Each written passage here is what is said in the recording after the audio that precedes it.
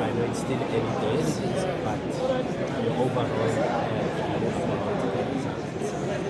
Look, it is early days for us. I think objective number one we have achieved, which is we wanted to have a big presence in the public mind during the campaign.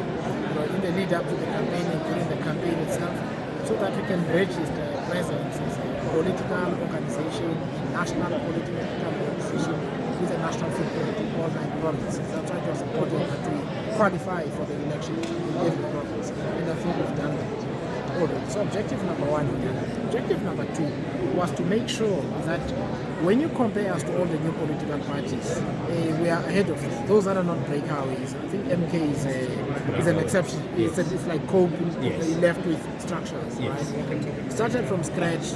I think we're tracking ahead of virtually all the new political parties when you look up on the board. The second thing is that we also want to be in touch or better than some of the established political parties, right, that have been around, the so-called smaller political parties. If after 13 months you are ahead of the guys who started with you, and you are among or better than some of the guys who've been around longer than you, you're doing well, right? Because the objective is to get seats in parliament so that people can see how we perform when we are, in parliament.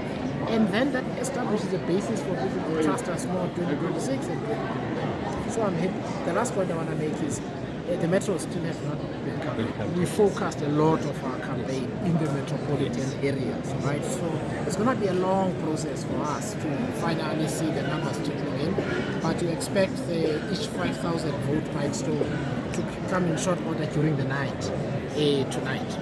No, fair enough. Hence I was saying still early days, but since your campaign, like as I've said, to me it was a successful campaign.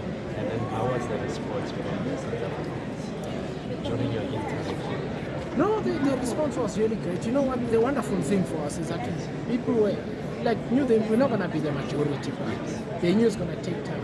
They're just happy to get the kind of politics and kind of activists and leaders that we have in the organization. When I was on the campaign, the biggest cheer would come when we say we're going to start getting ready for 2026. That's what people are looking for. They just wanted to be to make sure that this organization is real. It can contest an election. Then it's easier to go to other people and say, hey, this is an organization, we can do it, it's going to profile. Now we're going to build. This is chapter 1. We're going to start with chapter 2 from June. Yeah, you were criticized with funding. Yes. Is it something that bothers you, or is it something that you told yourself, no, nothing to worry about, focusing on the election? No, I mean it doesn't worry us at all, because money in South Africa moves in money bags and that kind of thing. We declare our funding and people get upset. But we also understood why they were doing it. It's squeeze campaigning in the latter part of the election, and it's to make you look bad to the other guys they would use. Otherwise, whenever I ask people, I'll pick an entity at random from the other donors and say, do you know this organization?